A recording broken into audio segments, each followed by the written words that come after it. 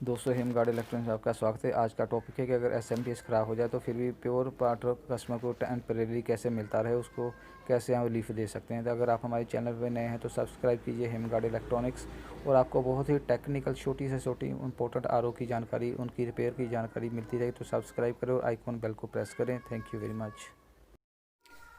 दोस्तों हिमगार्ड इलेक्ट्रॉनिक्स में आपका स्वागत है। आज हम बात करने जा रहे हैं कि जो आरओ सिस्टम है हमारा, आरओ में पहले तो ये बता दूं कि क्या क्या लगा होता है। आरओ में हमारा प्री फिल्टर से शुरू होता है, यहाँ सेडिमेंटेशन, सिल्ट, मड, ये सारी चीज़ें जो 5 माइक्रोन्स के साइज़ की जैसे ऊपर की होती है उसको फ़िल्टर आउट किया जाता है, इसमें ट्रैप किया जाता है, इसके अंदर जो है जमा हो जाती हैं। इसमें कई तरह के फ़िल्टर पड़ते हैं, जिसमें से थ्रेड टाइप है, स्पन टाइप है, पीपी है। तो इसकी बात नहीं करेंगे आज। हमारा जो मुद्दा है वो कुछ और है। तो इससे फ़िल्टर होकर हमारा फर्दर जाता है सेडिमेंटेशन के लिए, जो बहुत ज़्यादा महीन होती है, सस्पेंडेड पार्टिकल्स होते हैं। तो सेडिमेंट इन लाइन में हमारा ये काम होता है। उसके बाद further chemical, pesticide, fertilisers, traces जो होते हैं उनको हम कार्बन फिल्टर के थ्रू फ़िल्टर करते हैं, ट्रैप करते हैं। तो नेक्स्ट फिर हमारा आ जाता है कि इसके आउटपुट जो है हम एसवी के थ्रू, ये हमारा एसवी रहा। एसवी का फंक्शन होता है कि इसका एक तरफ पानी कनेक्शन करते हैं, जो कार्बन का आउटपुट पानी निकलता है, और सेकंड इसकी आउटपुट हम पंप को देते हैं। मतलब ये पाइप यहाँ से पंप को जाती है, और पंप उस पानी को बूस्ट अप करके प्रेशराइज करके ज़्यादा प्रेशर पे मेम्ब्रेन को देता है, और मेम्ब्रेन से फर्दर प्यूरिफिकेशन होती है यूवी यूएफ मिनरल कॉटेज के थ्रू। तो यहाँ तक समझ लिए पहले। तो अब हमारा यहाँ इन सब चीज़ों को ऑपरेट करने वाला सिस्टम क्या है, वो है एसएमपीएस।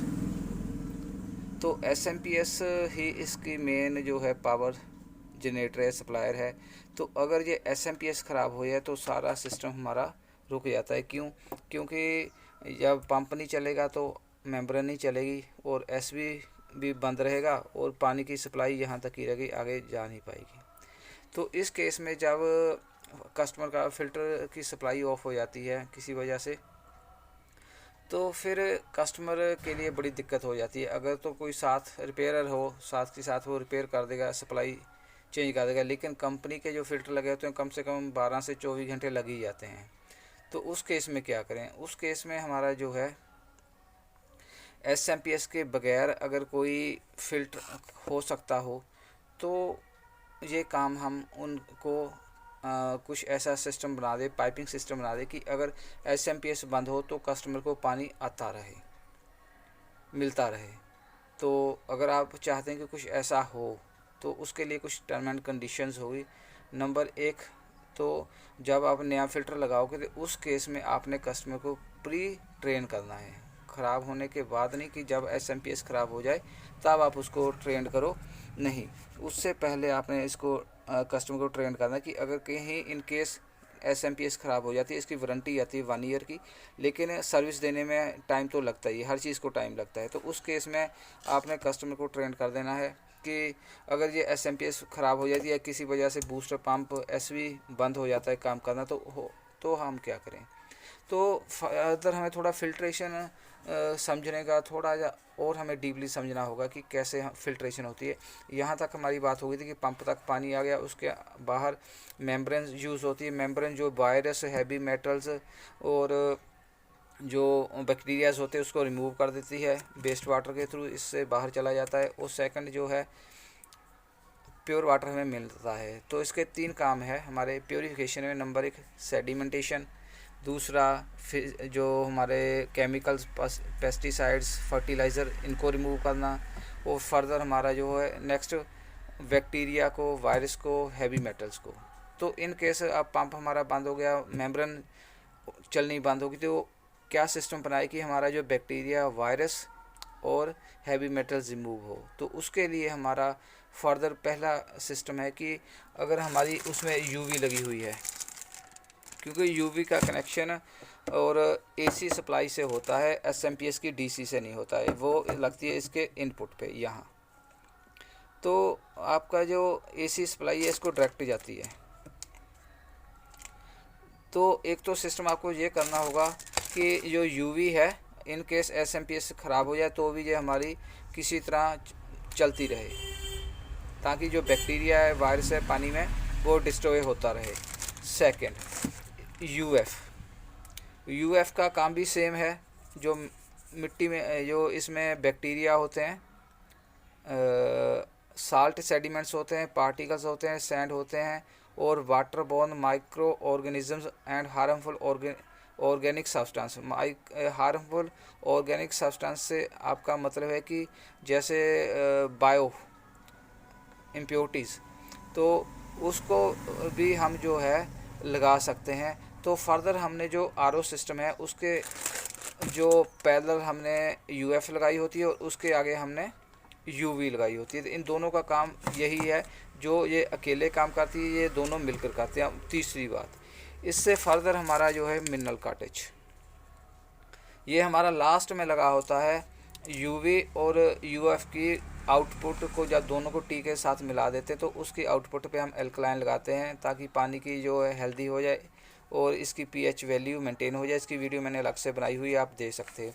अब हमारी बात आ गई कि जब हमारा एसएमपीएस ख़राब होगी, किसी वजह से बंद होगी, तो इंस्टेंटली हमने इसको जो है बाईपास कैसे करना है कि हमारा जो सिस्टम है ये बाईपास हो जाए, पंप, एसबी और मेम्ब्रेन, और सीधा इसका कनेक्शन जो है कार्बन का वो चला जाए फर्दर यूवी, यूएफ और मिनरल कॉटेज को। इससे हमारी जो प्रॉब्लम टेम्परेरी सॉल्व हो जाएगी। क्योंकि जो डस्ट, पेस्टिसाइड, फर्टिलाइज़र ट्रेसेस वो यहाँ से निकल गए।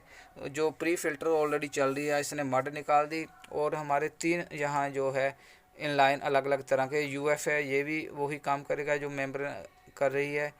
लेकिन एक बात है, सिर्फ इसकी जो पानी की प्योरीफिकेशंस टीडीएस लेवल है वो 500 से नीचे होना चाहिए, क्योंकि जो एक्सेप्टेबल टीडीएस लेवल है वो है 500 से नीचे। तो अगर आपकी टीडीएस 500 या 500 से नीचे है, फिर आप इसको टेम्परेरी मेम्ब्रेन को बाईपास कर सकते हैं, ताकि जब तक जो आरओ इंजीनियर है वो आपके फ़िल्टर को आकर दोबारा एसएमपीएस चेंज नहीं कर देता, तब तक आप जो है बाईपास कर पानी आप ले सकते हैं। वो पानी पीने के योग्य होगा। 1-2 दिन में आरओ इंजीनियर आ जाएगा, अगर पहले वक्त होगा तो पहले आएगा। लेकिन हमारा सिस्टम जो है वो बाईपास वाला सिस्टम ज़रूर होना चाहिए, ताकि वो टेम्परेरी कस्टमर को पानी मिलता रहे। अब सेकंड बात आ गई कि फिर कस्टमर को थोड़ा सा ध्यान रखना पड़ेगा, क्योंकि ऐसे भी हमारा काम नहीं कर रहा होगा तो ओवरफ्लो होने के चांस हो सकते हैं। तो कस्टमर को आप कहें कि जब आपकी टैंकी तकरीबन 20 मिनट में ये भर जाएगी, क्योंकि डायरेक्ट पानी आ रहा है, तो 20 मिनट के बाद आजकल जो आरओ सिस्टम आ रहे हैं उसमें लेवल इंडिकेटर लगा होता है, तो 20 मिनट के बाद आप आरओ को बंद कर दें और जो उसका स्विच ऑफ कर दें, और पानी की सप्लाई भी बंद कर दें। दोनों चीज़ें बंद करनी है, पानी की सप्लाई भी और स्विच भी। इससे क्या होगा कि ओवरफ्लो नहीं होगा, कस्टमर का फर्दर नुकसान नहीं कोई होगा। ये चीज़ें आपने कस्टमर को ज़रूर बतानी है। और सेकंड, जब आप दोबारा चले जाओ, दोबारा री इंस्टॉल कर दो, तो दोबारा फिर उसको बाईपास वाला सिस्टम टर्न ओवर कर दो स्विच, और उससे आपका जो प्रॉब्लम टेम्परेरी सॉल्व हो जाएगी, और आपको टाइम मिल जाएगा सर्विस करने का, रिपेयर करने का, और कस्टमर का भी काम चल जाएगा। तो दोस्तों, इसका भी मैं सेकंड वीडियो बनाकर बताता हूँ आपको कि बाईपास कैसे करना है। Thank you. तो दोस्तों, पहले हम बात करते हैं कि नॉर्मल कंडीशंस में हमारा आरओ सिस्टम सही चल रहा है। सेडिमेंटेशन, प्री कार्बन और पंप के थ्रू, मेम्ब्रेन के थ्रू ये हमारा वर्किंग बढ़िया कर रहा है। अब हमारी एसएमपीएस होगी ख़राब, जो हमने लगाई हुई है, मान लो कि 2 एम्पीयर की 24 वोल्ट की या 3 एम्पीयर की।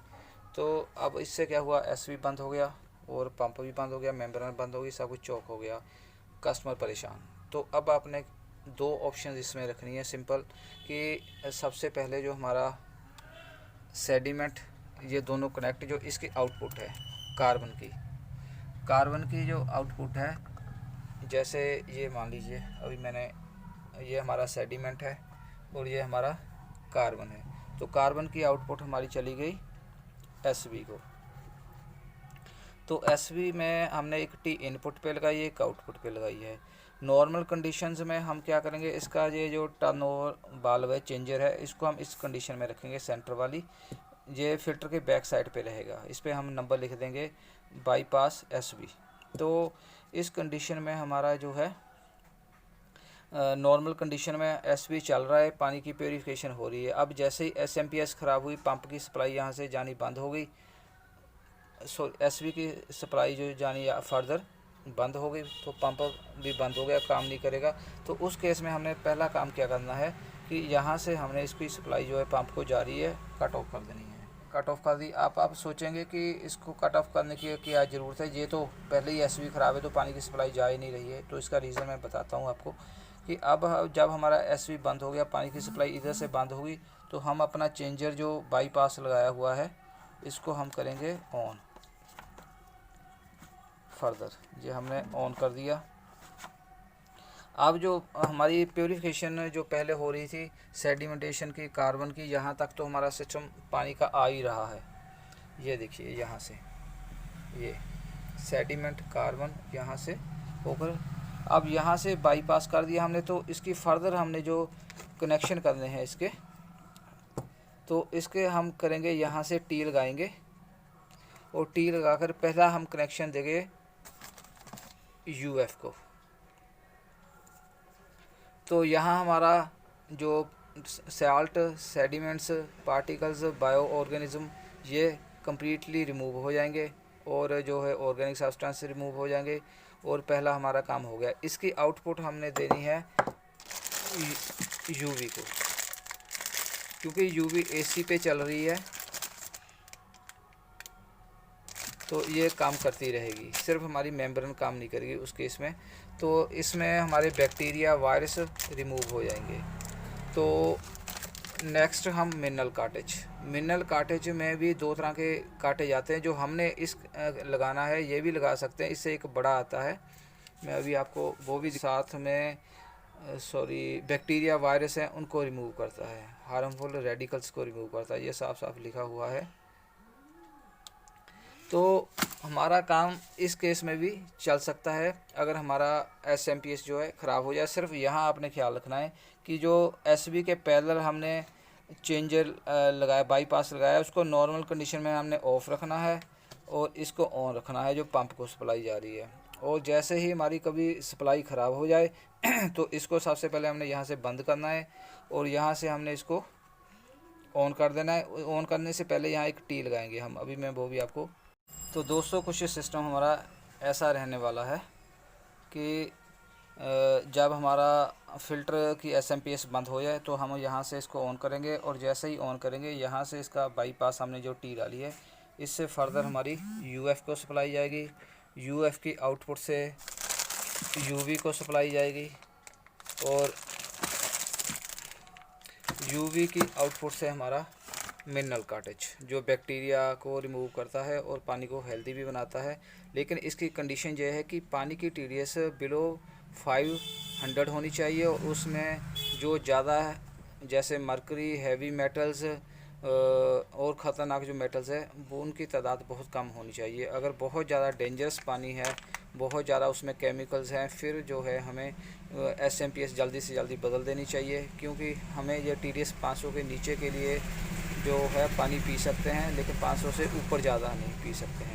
तो नेक्स्ट वीडियो के साथ फिर हाज़िर होंगे। Thank you very much. अगर आपका कोई सुजेशंस हो, आपका सुजेशन बहुत बहुत वेलकम है, उसका आप ज़रूर कमेंट कीजिए, और इसमें हम क्या फ़र्दर मॉडिफिकेशन कर सकते हैं। क्योंकि आज के टाइम में कस्टमर जो चाहता है कि उसको जल्दी सर्विस मिले, और हम भी चाहते हैं कि जल्दी सर्विस दे, लेकिन इंस्टेंटली जैसे किसी को पेशेंट को ऑक्सीजन की ज़रूरत पड़ती है, ग्लूकोज की ज़रूरत पड़ती है, तो ऐसे ही हमारे पास भी ऑप्शन वाटर प्योरीफिकेशन सिस्टम में होने चाहिए कि हम जो है इंस्टेंटली उसको क्या रिलीफ दे सकते हैं कस्टमर को। तो ऐसा सर्किट डिज़ाइन कमर्शियल में तो होता है, लेकिन डोमेस्टिक में नहीं होता है। कमर्शियल में बहुत सारे ऐसे ऑप्शंस होते हैं, वो उसकी वीडियो हम जल्दी बनाएंगे, उसमें बताएंगे। लेकिन हम कमर्शियल में भी करने जा रहे हैं। जो हमारा बैक साइड फ़िल्टर का होता है वहाँ हम जो है ऐसे चेंजर लगा के रखेंगे।